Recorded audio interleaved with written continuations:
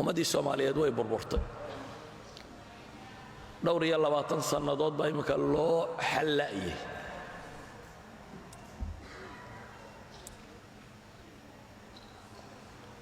wana casnimana inaynu dhaano waa dawladaha gacanta inuu kula jira gaaladaas uu keentay deetaas waa sida macquulka ah dawladaha jaarka ee boqolaalka ahi danahooda ilaashanayaan kumana ceebaysna inay danahooda ilaashadaan dawladaha jooga boqol milyan aan xeeb lahayn iyo adigoo haysta 3,200 kilomitir oo xeeba inuu ku hungureeyay waa wax macquul ah dawladaha jooga dhaqaale la inay adiga dhaqaale ka doonaan oo askarku keenaan oo kugu shaqaystaan waa wax macquul ah marka iyaga tooda loo eego gaala waxaan wado gaala iyo NGO ya ku jira gaalkii NGO-gu war sideedaba mid garo nin waloo dunida ku nool iyo dawlad waloo dunida ku nool danteeda ilaashataa ma nin baad leedahay dantaada ha ilaashanin macquul ma Mareykanku dantiisu ilaashanaya Norway danteeda ilaashanaysa Ethiopia iyo Kenya dantooda ilaashanaysa Uganda danteeda ilaashanaysa laakiin ka aqliga xume waa adiga aan dantiisa ilaashanaynin hore markay Soomaaliya jirtay kuwa si dantooda ilaashanayeen iminkana sidii bay dantooda u ilaashanayaan garna maaha war dantiina ha ilaashanina taayada eega muslim yaroo masaakiin oo jaaridan loo aan waxba haysan baanu nahay war waxa dhaqamaha ku fakara gar maaha dawladaha waaweyn dantooda ilaashanayaan iyo masaalixdooda xaqna waa u leeyihiin dawladaha yaryar jaarka leeyahay dantooda ilaashanayaan masaalixda xaq bay u leeyihiin laakiin qofka la rabo inuu dantiisa ilaashado nabi maxamed alayhi salaatu wasalaam iyo saxaabadiisu markay jabtay ilaahay ma oran Khalid oo xariif faa'iidan helay oo dagaalyahana oo intuu xagga dambe idin ka maray hilfaha idin qaaday cid kuma oranin ee waxa lagu yiri qul huwa min indi anfusikum idinka ayaa heedina wax iska celisaan idinka jabay baa ilaahay yiri jabku idinku ka yimi Soomaaliya waxba cid kale ay eed saaray dawladaha kale hadda heshiisaan iyo haddaydan heshiin hadda mid noqotaan iyo haddaydan mid noqon hadda dantiina garataan iyo haddaydan garan dantooda ilaashanayaan garna waa u leeyihiin inay dantooda ilaashadaan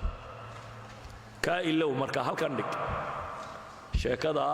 qolo heblaaya timi qolo heblaaya na dhacday iyo qolo heblaaya wax boobtay iyo Ethiopia nin waliba tagaayo waxa dhaaf waxa weeyaan mushkiladeena saynu xalilaa hadaynu Soomaalina مشكلة مركان كور رمينا صوماليا قرى هوسي كعين كوينا يوروب جوغان لهاد ليا مساجد بس كوضا هاي سطان شالية دا يريرا نفل هاي مانين ولبا شالية بشندد وكتشرتا اسكو هاي سطان وحوال با مراني ديكا كتشرا وار إلهي أنو تكنا مران كتشرا ودا تكن مينا واكلا تكني نتاقن تاي إلهي أنو ودا تكنو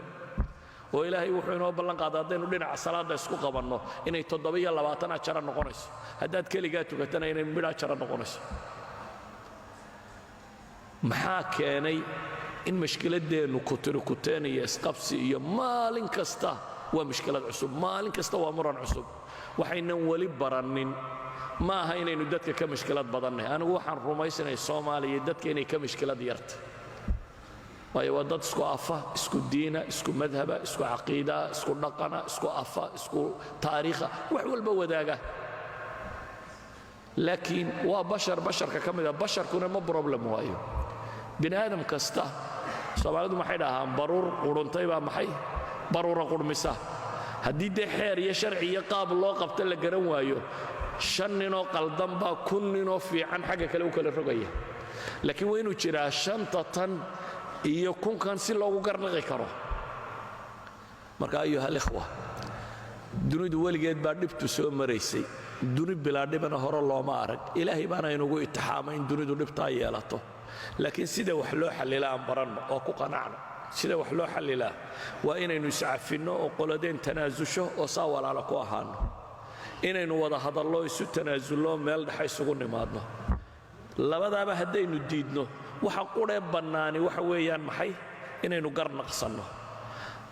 waxa qudhe bannaani waa ka ama inaynu kala tagnaa sharciga kuma bannaana inaynu soo calaysnaana sharciga kuma bannaana waxa xalka ka dhigteen oo dhami shariicada ilaahay kuma bannaana shariicada ilaahay waxa ku bannaan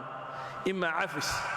imma islaax labadaa haddaad weydo altaxaakumu waalxukm الsharciyi baa bannaan wax ka dambeeyo qof muslima u bannaani ma jiraan. وصلى اللهم على نبي محمد وعلى آله وصحبه وسلم والحمد لله رب العالمين.